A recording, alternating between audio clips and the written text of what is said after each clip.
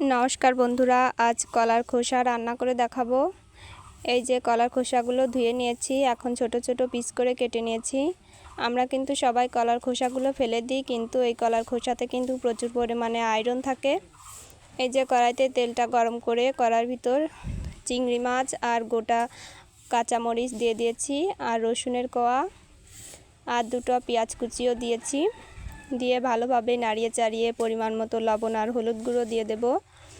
দিয়ে এখন কেটে রাখা কলার খোসাগুলো দিয়ে দিয়েছি, দিয়ে নাড়িয়ে চাড়িয়ে জল দিয়ে দেব কলার খোসাগুলো সিদ্ধ হওয়ার জন্য। এই যে ঢেকে দিলাম, এখন ঢাকনাটা তুলে নাড়িয়ে চাড়িয়ে ভেজে নেব। এই কলার খোসায় কিন্তু প্রচুর পরিমাণে আয়রন থাকে। এগুলো না ফেলে না দিয়ে এরকমভাবে রান্না করে খেলে কিন্তু অনেক মজা লাগে খেতে, আর খেলে কিন্তু অনেক পুষ্টিগুণ উপাদান পাওয়া যায়। এই যে এখন ভেজে নেওয়ার পর সরিষা বেটে নিয়ে